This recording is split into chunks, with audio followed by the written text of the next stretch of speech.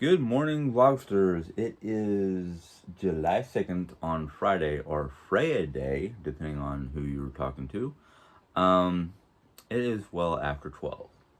Or pretty darn, no, it's only 5 after 12. I slept in today because yesterday we worked until almost 9:30, 10 o'clock when we finished laying the floor. The floor is down.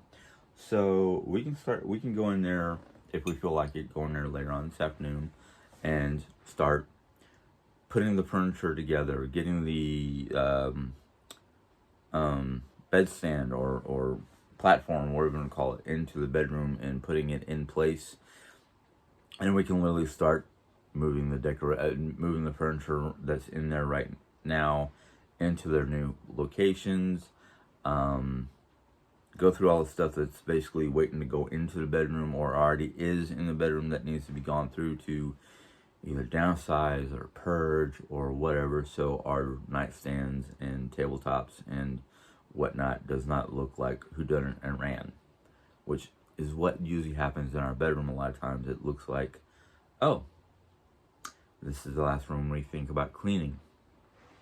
I am so happy to have the carpeting up because I feel like once we get in there and get settled and get everything in place, I can start feeling more at ease and whatever.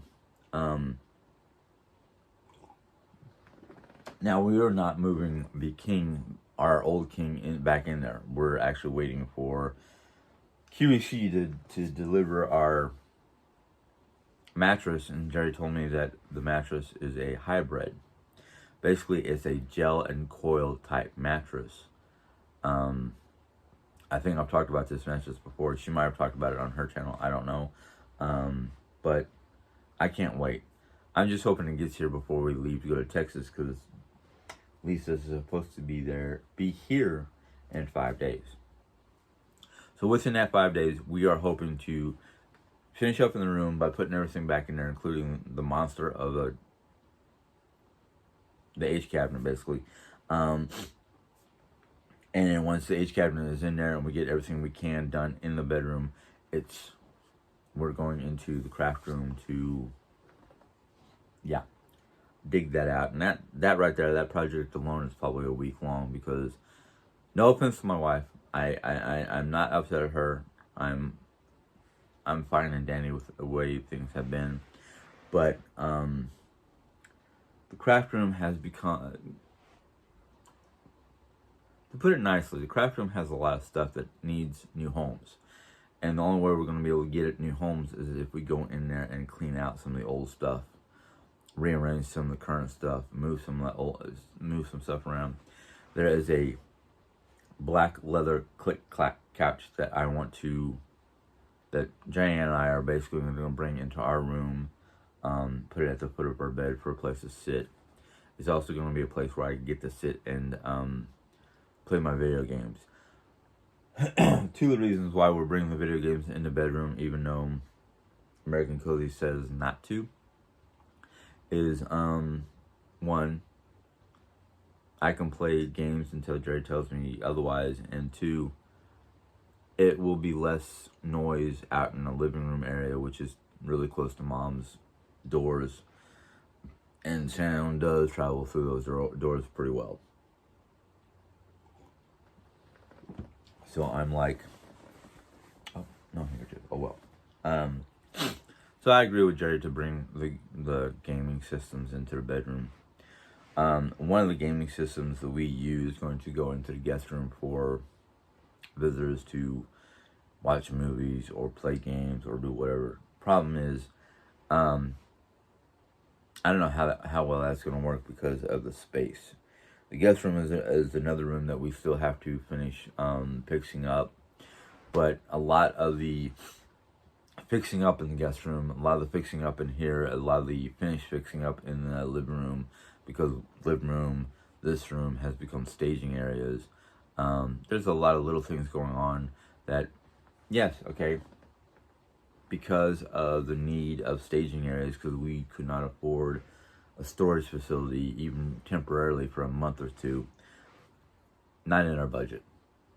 So we have to do what we have to do, and yes, while we're doing those things, the rooms will look a little on the cluttered side. So it happens.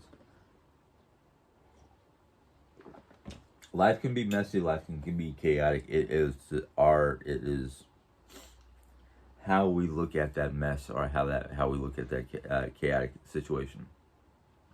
For a lot of people who are looking on the inside and don't know what's going on up here, or our planning, or our methodology, some people are thinking, oh, they're just moving stuff from one room to another room and leaving it.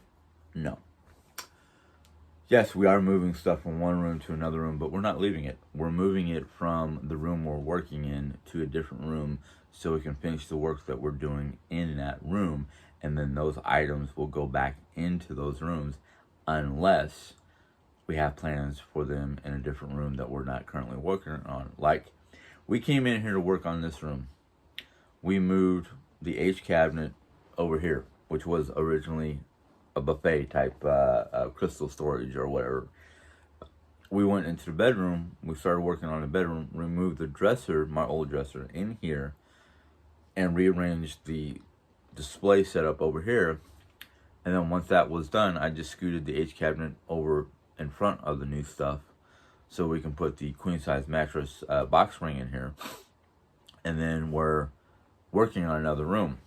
Now, we have plans on how we're going to store this box spring, whether it's going to stay in here but not be a visual issue. In other words, we're going to hide it behind me, behind some decor. You might have seen that I got gifted by Miss Weeks. I can't remember her name. I'm sorry. I don't remember if it was Michelle or Melissa. I think it was Michelle. But she gifted me this. I'm not going to stand up to show you, but it is a giant Norse tattooed wolf tapestry. It's huge. And I thought, why not take this tapestry down, move it to one of the side walls, hang up the wolf thing up there over the red curtains, so it'd be red on red, and I'm hoping it looks awesome. And you know me, wolves, Norseman, Nordic type tattoo tapestry. Yaha. So that, in fact, she gifted us a Harry Potter quilt type tapestry, which I'm thinking is going to go over here. You can't see the corner right now, but over here in the corner where I have a table, where I'm thinking about displaying some of my books, my ElfQuest type stuff, maybe some other little decorative pieces. I was thinking about putting that Harry Potter tapestry over that table. This tapestry will go over on this wall, and then the blue tapestry with the wolf will go on the wall next to that. So it's going to be wall-to-wall tapestries. Of course, the other thing was, I was thinking about taking this, moving it to this corner, moving it to here, and just having it wrap around the corner, and then put the big red wolf there. But when we go to do the decorating aspect of this room, we will mull it. We'll think about it. We'll try to figure out how we're going to deal with it. But I'm excited. If you can't tell, combination of hyperactivity and ADHD is doing its thing in my brain. Yay. But yeah. I can't wait to get it all done. Probably won't get done until, well, I'm hoping the next 5 days we can tackle as much as possible, but we might have to come back from Texas and finish up the craft room. That will be the last room to work on, because it's got all the stuff in it to go through it, find a temporary home for it, all that kind of fun stuff. Move as much of the furniture out as we can. there's one piece in there that we decided to put into our room. Then there's like two bookcases, one huge storage cubby thingy, her workstation, and a cart with her Cricut in. Somebody actually asked on JAM's channel, why don't she use her Cricuts now that she knows how to do it and she can make signs and blah blah blah. And well, there's a number of different reasons why. One, to connect the Cricut to the computer or to a network system, to have the Cricut communicate with the computer to print out the design that we put onto the computer.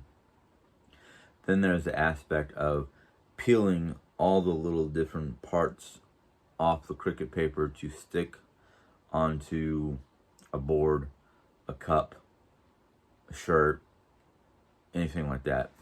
It's time consuming. And if I have to go back to work in August, which it looks like I might, we don't know just yet, depending on my job, my hours, how long, am I doing full-time, am I doing part-time, or am I doing full-time with the aspect of asking for part-time hours when we don't need that much, whatever. So there's a lot of things going on that, it's kind of like either up in the air, or how soon can we get to it, or, just various different little things that we have to work on.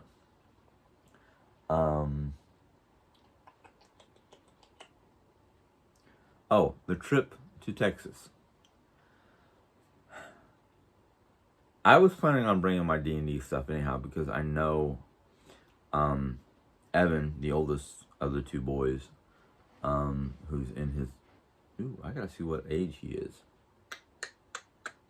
Of course, knowing my friends the way I know my friends, as long as the partakers don't leave drunk or inhibited, I am pretty sure that nobody will mind me bringing a bottle of mead down to Texas. I went to.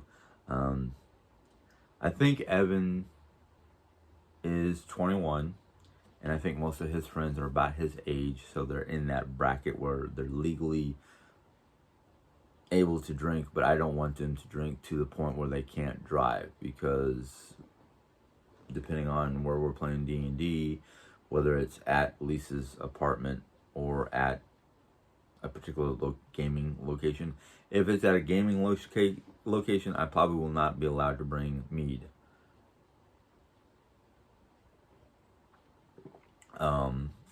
So I've got to get my ducks in a row before I make decisions. But I want to bring mead anyhow, just for people to try. There's Emily, there's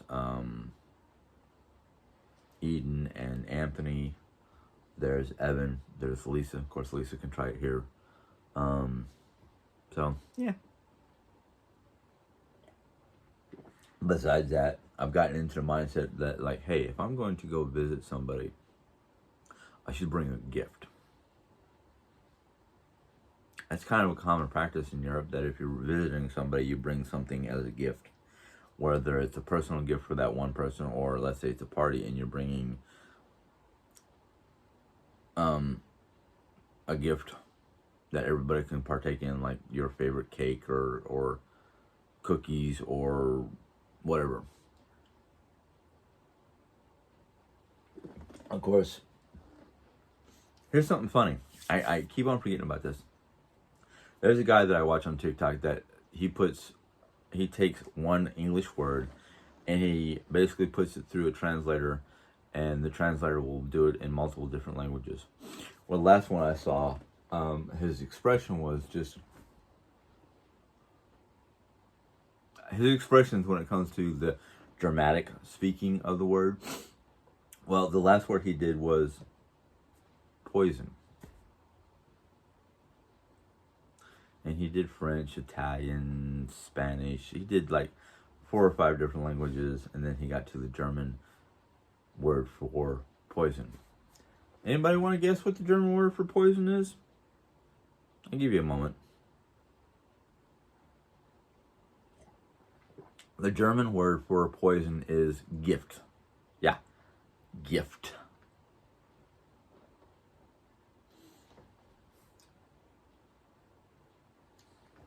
The expression on his face was like, what? Like, I don't want a gift from no Germans. Um, it's kind of funny. If you're a fan of The Grimm, which was and still is one of my favorite shows, and then when Ramon was telling Monroe, not Ramon, excuse me, Monroe was talking to Nick of the translation of gift because they were looking for a cedar bark gift, and Nick was like, I don't want to give a gift to this guy. I want to put him down. And Monroe was saying, no, gift in German means poison. Cedar bark poison. Not, and it was written in German as cedar bark gift. So, yeah. But anyhow, getting back to normality.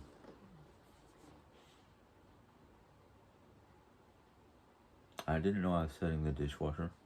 Or washing machine. Yeah, that's how I'm trying to contain my hyperactivity with ADHD because I'm like really excited the fact that we are literally one phase away from being done in the bedroom. One simple phase, even though the hardest part of that phase is going to be moving that into there. So right now, anyhow, let's get to American Cozy because yeah, my house is becoming American Cozy slowly by bit by bit, even though I gotta find my bookmark, I'm sorry. Even though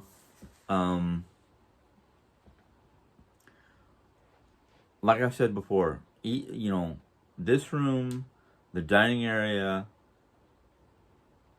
and parts, little bits here and there in the living room have become cluttered again, not because of the fact that we are not keeping our houses cozy, our house and our rooms cozy. It's because of the fact that this room, our dining area at the one end of the table that we don't eat at, and an area in the living room that we don't use that much, has accumulated a couple items that are going to be reprocessed, repurposed for the bedroom or the craft room. So it's not like we're just recluttering rooms just to clean up other rooms. No, we are moving stuff from one room to rearrange that room so we can take the stuff that we moved out of that room to put it into whatever room we planned it out for. Like the H-Hutch is going into the bedroom. For my personal uses, my clothing and whatnot. The queen size mattress and box spring will eventually be put into bed bug bags and then placed either outside temporarily on the carport or we're not 100% sure, but they're not just going to stay in the hallway or in here. So yesterday I stopped right before we started talking about how to create an inviting life. Now, the page before that, where I left off, was a Danish butter cookie recipe. I'm not going to read that to you. I'm looking at it and I'm thinking, okay, all-purpose flour, which we can switch to either almond flour or coconut flour for keto. Baking soda, that's keto. Salted butter, that's keto. Have to change the sugar to something dairy can handle that's a keto-friendly type, or diabetic type friendly sugar. Splenda or something like that. Salt, okay. Coriander powder, okay. Option 3 to 4. Optional, 3 to 4 tablespoons coarse sugar, such as, and they give you different types of sugars or colored sugar. Makes about 8. Ooh, yeah, we'd have to cut down a lot because that recipe alone, or this recipe, makes 8 dozen cookies. 8 dozen cookies. What are you gonna do with 8 dozen cookies? I see a dozen cookies and I'm like, what? And the only time I think I'd make 8 dozen cookies is if it was during Christmas time when we have our annual, yearly Christmas cookie bake fest. Basically, we start sometime in late October, early November, and start baking a variety of cookies. And then that variety of cookies, most of the people that those cookies are going to are family and friends that we know, and we know what kind of cookies they like. So we try to give them more of the one particular type of cookie they like, and then a variety of other different cookies for the rest of the household. Like my aunt and uncle. My uncle in Ohio loves snickerdoodles. So we give him a little extra snickerdoodles and then a variety of other things for my aunt and their grandkids that come to visit. Then we sometimes send an extra thing of cookies for my cousin Philip, for his household, basically. And then, of course, we have various friends and family members that we just send cookies to. You know, the Show Me kids here in Missouri. If you're from Missouri, you might have heard about the Show Me Kids. Basically, Show Me Kids is basically a program run by various churches in Missouri. They support a house, and that house has like 7 children that are wards of the state, whether they're orphans or just became wards of the state for some reason or one reason or another. And usually the house has a set of parents that are Christian-based parents. The group that was running our house that we sponsor here in Rolla, my church that I used to go to, and we still work with the church. Mom is still very connected to the church, and every year we send them a dozen or so cookies. But the family that is from our church that operates our house with the Show Me State system has a daughter, a teenage daughter. So, and most of the kids in those houses are usually preteens to teenagers up until they're 18 years old, when they should be out in the world. But anyhow, let's get into this. How to create an inviting life. And I underline, of course, as usual. Excuse me, my nose. I gotta trim my nose hairs or something because my something is tickling my nose, and I think it's either mustache or nose hairs. Anyhow, sorry, you probably didn't need to know that.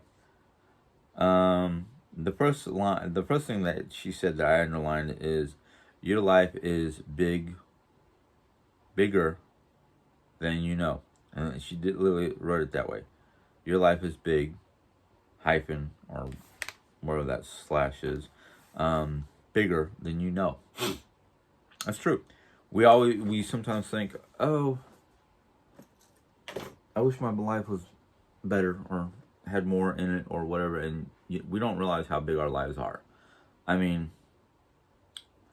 what's that one thing that I always tell people when it comes to knowing stuff or knowing things? 5 degrees of separation. There's 5 people between you and somebody that you know that you might have met through them, or they know them, and because they know them, you know them. Like one of my wife's cousins, she has met. She was like a cosmetic artist or something like that. I can't remember exactly, but she met somebody famous. I can't remember the story. But on my side, my father met the governor of Arizona back in the 70s through his brother. So we have connections to the governor, both Babbitt Sr. and Babbitt Jr., through my uncle, who is no longer with us. And I can't remember the actor. I can't remember the actor's name. But one of my cousins met at a convention or something like that Sorry,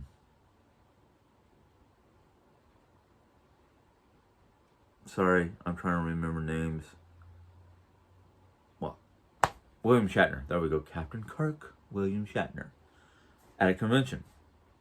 My father, when I was a real small kid, when we lived in Tucson, got to see some of the actors in costume from Planet of the Apes. He also got to see that. Actually, that wasn't Tucson. That was someplace else. I can't remember what place. But in Tucson, he actually saw. Didn't get to speak to him, but saw from maybe 20 feet away John Wayne. So it's 5 degrees of separation. There's always some commonality with you and the 5 people. Whether it's you met somebody famous, or whether they met somebody famous and you heard the stories, or they were at a concert when something happened. There's always some sort of 5 degrees worth of separation between you and something else. Whether it's a person, a place, a thing, an event, whatever. So I always think about what's separating me from meeting, or who between me and the person I want to meet am I connected to. You know, that's the oddball. So in one way or another, we are all connected to other people, whether it's through other people or just the factor of being connected to people in general.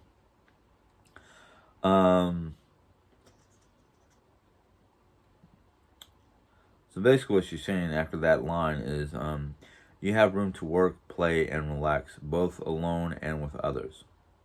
Then I have underlined, get into the habit of seeing life as more than waking up, going to work, coming home, watching a screen, going to bed, and starting the cycle again the next day. So basically, instead of just being focused on your daily routines or your daily habits or whatever, think about all the other stuff around you. Driving to and from work. Yes, I know you're supposed to pay attention to the road and whatnot, but there's all kinds of things happening around you. No matter, you can be in your home. It's 4th of July weekend, and you're in your home because you've got this set routine that you are in a rut. You're having trouble getting out of because you're just every day you're recycling the day before, except for maybe on your day off when you just kind of go, I've worked too hard all week long. I've had my 5 days worth of just toil and misery and whatever. Right now, 4th of July weekend, there's got to be something going on around your town, your neighborhood, your general vicinity. I have neighbors who, especially on the weekend, and I'm pretty sure this weekend, because the 4th falls on a Sunday, I'm pretty sure there's going to be people right outside my house on this corner, on this T section, shooting off firecrackers. People down the road shooting off firecrackers. People up the block shooting up firecrackers. There's going to be, not as they're going to be the professional firecrackers, but they're going to be the amateur fireworks type people. I don't have to sit in my house going, the noise, noise, I'm getting a headache. I can be like, you know what? Let's go outside and sit on the porch and watch them do it. Wave at them. Smile. Say hi. Maybe approach them and get to know them a little bit better. Don't know. The world is yours to command. Get up, get out, go do something. Don't have to be a homebody. Unless, unfortunately, you're stuck in you're stuck because of health reasons. But there's no reason why you can't get out there and explore the world. Whether you're enjoying 4th of July weekend with friends, family, and neighbors, or it's not a holiday weekend, it's nice outside, the weather looks great, it's not going to do anything nasty according to the weather. Go for a picnic. Go for a hike. Go for a jog. Go sightseeing. I can tell you this much. I live in Rolla, Missouri. There's a lot of things around me that I don't know nothing about. And every time we go traveling someplace new or just taking an adventure, I see a lot of things that's like, oh, how many times have I been up this road and I have not seen that yet? You'll be amazed and surprised about some of the things that you don't know about in your own part of the world that maybe you, oh yeah, I've been up this block a million times. Right here, wait a minute, something changed. The world is an ever-changing, ever-evolving thing. Now, I'll be honest with you, I can sit here and preach and tell you all the kinds of wonderful things you can do out in the world, but right now, because of all the projects in the house, and I'm more focused on these projects, I haven't gotten out in a while. Yeah, I've gotten out to go get groceries and whatnot, but I have not gotten out to get out, to literally go someplace new or someplace that I've been to 1,000 times and just enjoy the environment. So, not that I'm being like one of these people who can preach but not do it. It's just I haven't taken the time to do it. I know I can do it. It's just I've got more important things to do. Yes, every so often I kind of go, you know what? We've been working so hard. Let's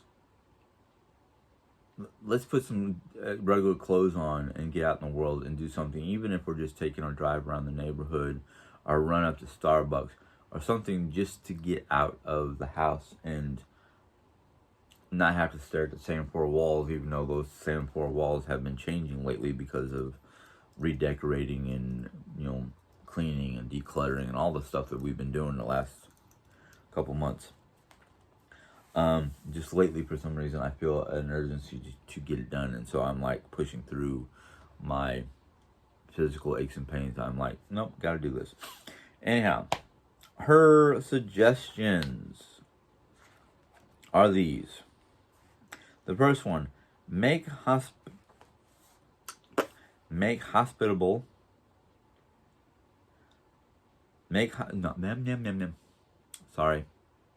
Combination of hyperactivity and just brain parts.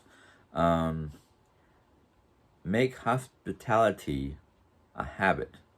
Invite one person to dinner or over for coffee or cocktails each month. So each month, try to bring somebody. Try to invite somebody that you want to spend a little bit of time getting to know, or just, hey, you're in town. I haven't seen you in a while. Do you want to come over for drinks, coffee, whatever?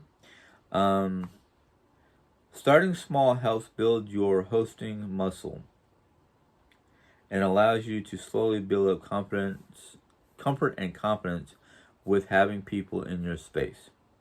I encourage you to get your calendar out now and look at the next few months. Is there one day each month that you can earmark as entertaining day? Mark it on your calendar and plan to email an invitation to 2 or 3 weeks in advance. See page 90 for invitation template. So she has a template to use for inviting people. That's one of the good reasons to buy some of the books I read, because there's recipes, there's templates, there's ideas, there's all kinds of information to help you with your daily life. One of the things I do remember reading, or I don't know if I read it yet, but she talks about quit scheduling every day nonsense stuff. If you need a reminder, that's fine, because sometimes overscheduling can basically be a buzzkill on comfort and happiness. Unless you're somebody like me who needs a written reminder of, oh yeah, today was the day I was supposed to do this, or yeah, these are the things I want to accomplish today. Does not mean that they're written in stone and have to be done. It just means these are suggestions. But when it comes to trying to invite people over and finding a day and time and whatnot to invite people, go ahead and invite people. Yes, there's a downside to inviting people on days that you think are available or is available for you. that some of those people might go, oh no, I'm sorry, I can't do that. I have a medical schedule or pre-planned event or something like that. Rejection. Rejection is one of the hardest things to deal with when you have issues like I do. I don't take rejection that well. I think one of the biggest reasons why I don't take rejection that well is because after all my youth, I've heard these simple words. No, Jimmy. Don't do that, Jimmy. No, no. I hate that word. I hate the word no. It's one of the reasons why I have a hard time saying no to requests from my wife. Or at work when they ask you to do something that you know you can't do, or maybe they ask you to work a certain day when you know you've already got something planned out. It was hard for me to go, no, I can't do that. But I've learned when it comes to like medical appointments and important stuff like that to go, I'm sorry, I have an appointment. I forgot to give you the information because that's 3 weeks away. Whatever. Or it's one of those spur of the moment things where they call you up and go, hey, can you come in to help us out? And it's hard for me to say, hold on, let me check with my wife. Something like that.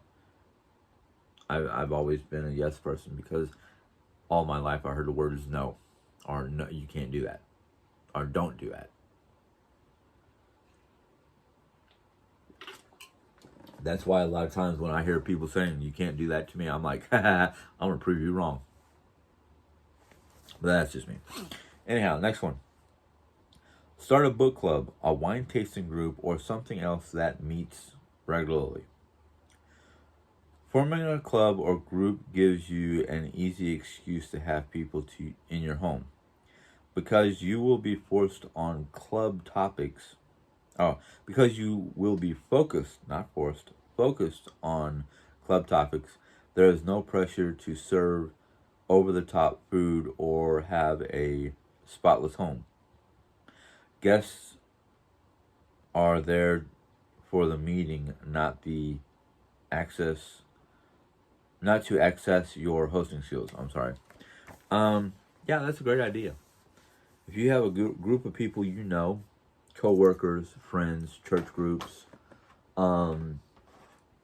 just people that you happen to get involved with. If you get involved with a group of people that meet on regular occasions for specific purposes, topics, whatever, or you happen to know about, know a group of people from your work and you overhear some of their conversations, or you're involved in some of their conversations, and it's like, hey, why don't we meet up at my house for coffee and talk? We can talk more about these subjects or these issues, or just get together and have fun while doing a wine tasting or a book discussion, or off work topics. You don't always want to bring work topics into your home, because then you end up feeling like you don't have any downtime. You're always focused on your job. That was one of my big issues with a lot of my jobs, was like I'd come home and I didn't want to deal with it. I wanted to be like, done, over with. But Jerry would be like, how's work?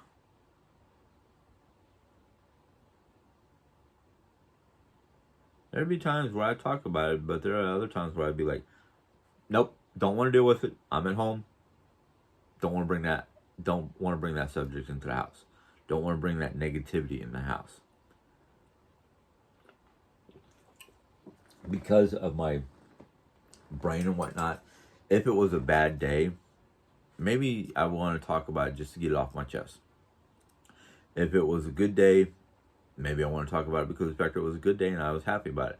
There are other times where it's just like, work is done. I don't care.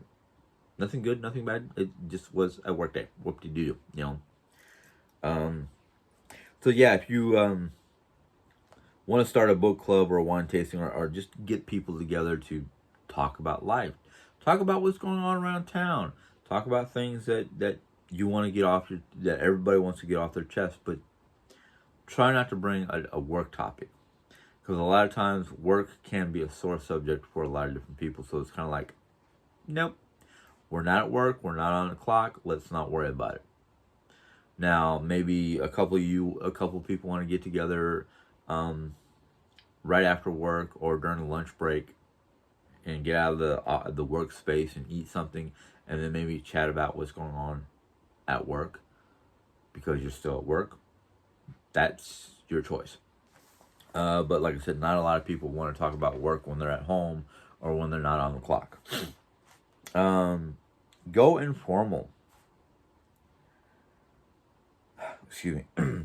I adore the idea of formal dinner parties with printed and mailed invitations, 5-course meals, an abundance of an ambitious guest list, and a strategically created seating plan. But for most of us, the idea of a formal dinner party is not really undoable. Wait a minute. Yeah, undoable. It is not only undoable, it is downright overwhelming. You can still be the hostess with the mostest without ever snail mailing an invitation or creating a seating chart. Call, text, or send an invitation over social media to desired guests.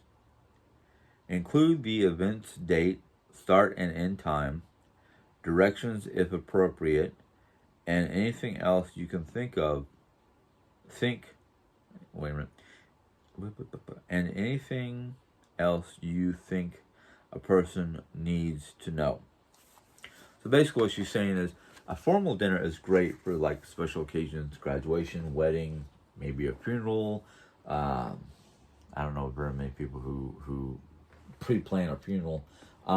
Basically anything that can be considered pre-planned and is a special occasion. Holidays, maybe, depending on the holiday or your religious beliefs, I guess. Anything of that nature. Sorry.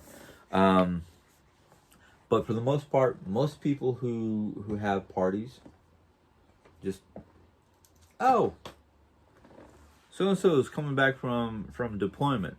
If you know about their return from deployment, you want to have an informal select guest list. Call, text, whatever, to say, hey, I'm having a little party for so-and-so because he's coming back or she's coming back from a long deployment. Some people are gone for years on end, without coming home. I know that feeling. Now, when we came back from Germany, there was not a big, by the time we got back from Germany, or my dad got back from Germany, it was Christmas. So we were already having a informal Christmas party. Everybody knew where to come. Everybody knew when it was going to be. And we never said like, oh yeah, arrive by such and such time and go home by such and such time. No. Most of the Christmas holiday parties that my family has ever had in Arizona, my aunt and her kids and my father, mom, and me, and of course my aunt, because she was still connected to Luke Air Force Base, invited various people from Luke because it's like they didn't have family in the area. They were going to be by themselves for Christmas, so they're like, hey, no, you're not going to be by yourself. Come over to our house. We'll feed you. You can have fun. You can meet the rest of the family. You don't have to bring a gift. Just come over and enjoy being around family and friends and whatnot, and not be by yourself sitting in a barracks or an apartment, complex on base going, woe is me. My family is on the other side of the country and I don't have time to go get a flight out there or anything, whatever. That's how my family was. Like, hey, you're not going to be by yourself for Christmas. You're coming over to my house to have dinner.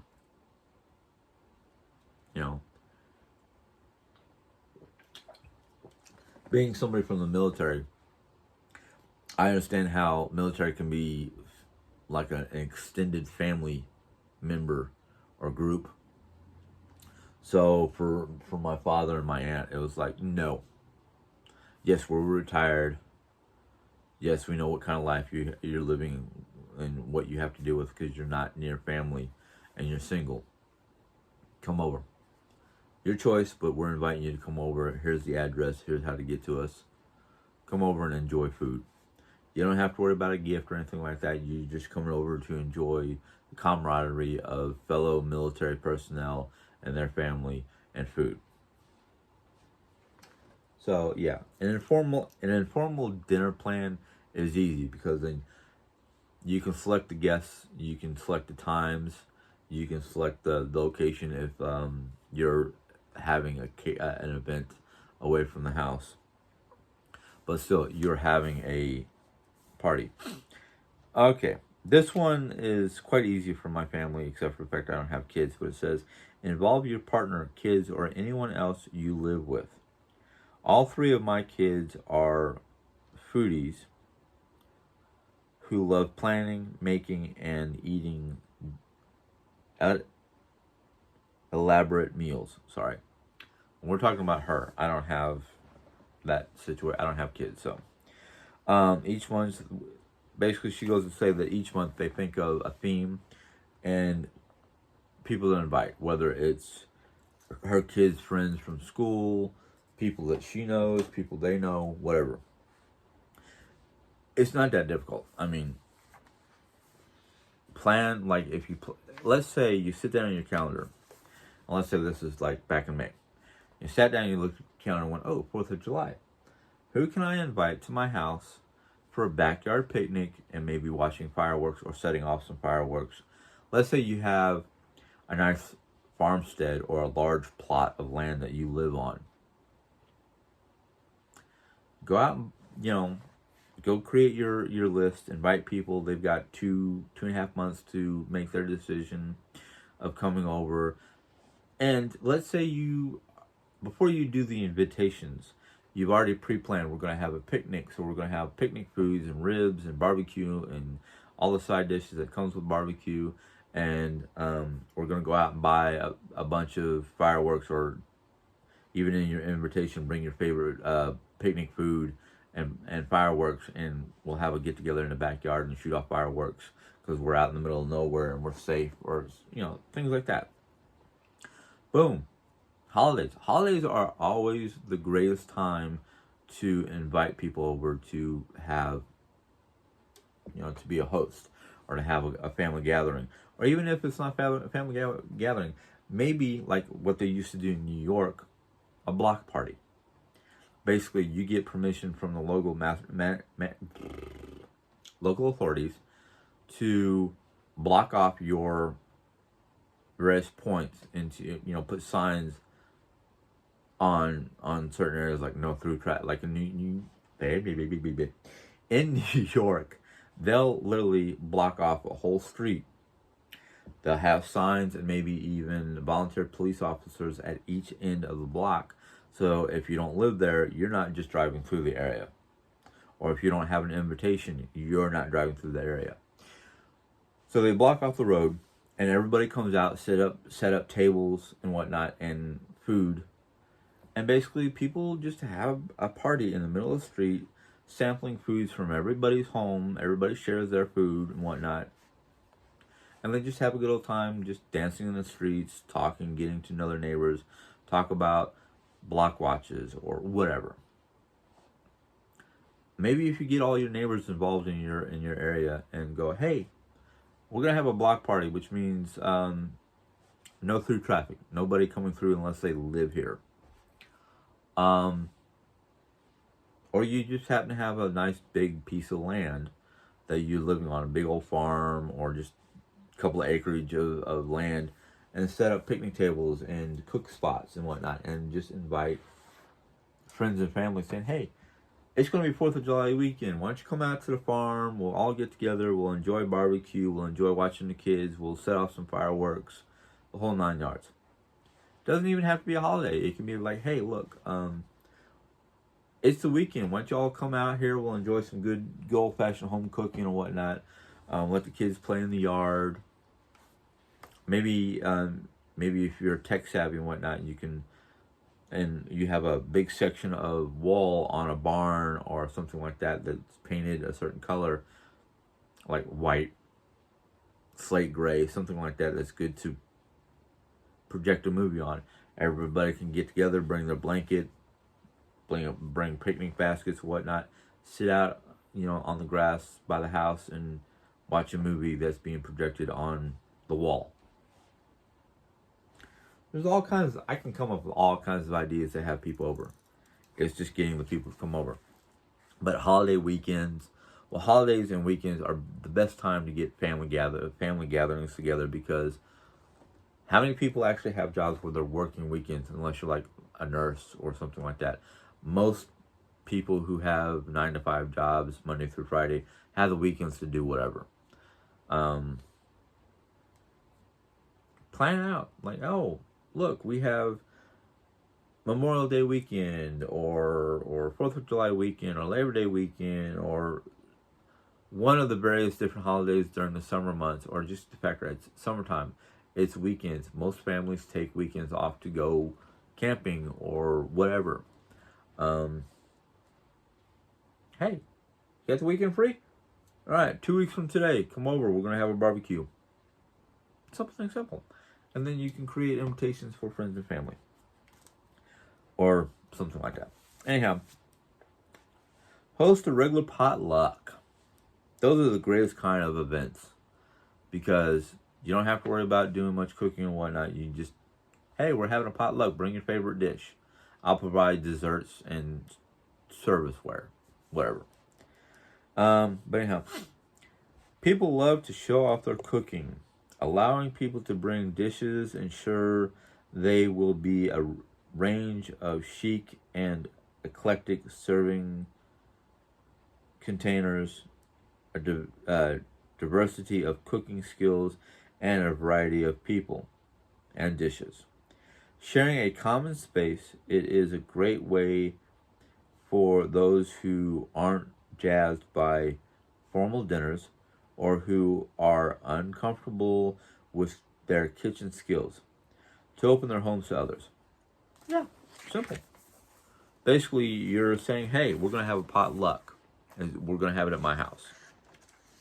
Bring your favorite dish, bring a dessert, bring something to share with others.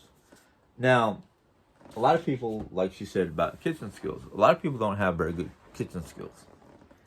I have a tough time multitasking. And usually if I'm having to multitask, I literally have to really focus on what I'm doing. Otherwise, I could easily burn something, mess something up, cause a mess, something along that line. Now, I love to cook. When we used to go to church on a regular basis, and they said, oh yeah, 2 Sundays from now we're having a potluck for a graduation party for the college kids, or an invitational to people who are new to the area, or the start of a new school year. We've got college kids coming in. We're gonna have a potluck to basically celebrate, or just for the fun of it. I used to love that, because I'd be like, oh, I got 2 weeks to get my my ingredients together for one of the dishes that I used to bring all the time, which everybody seemed to like, which was homemade beef teriyaki served with rice.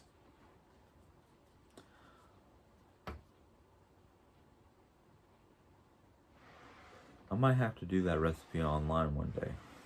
I might literally have to do that recipe, because I don't know if we did that recipe yet. But it's a simple dish. I mean, you take a rump or round roast, and you cut it up into like thin slivers or thin slices and strips. You marinate it overnight, or for at least 8 hours in the marinade, which is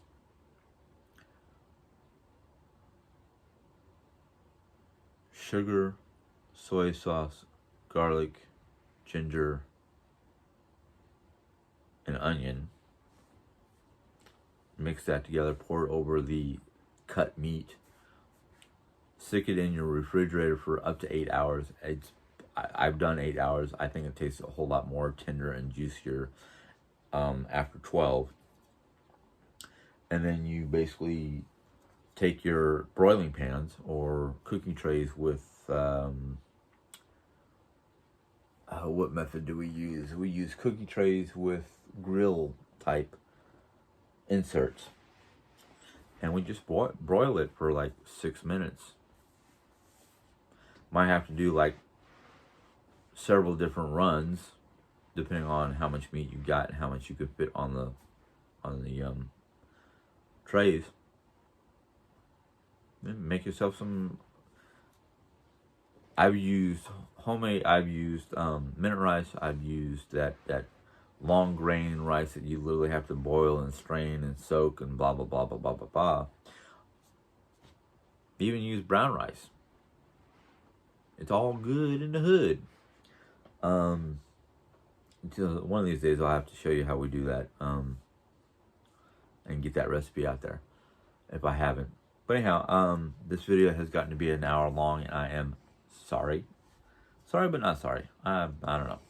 But anyhow, I hope you guys enjoyed this vlog. If you did, give it a thumbs up. If you have any questions or comments, go ahead and put it in the question comment box.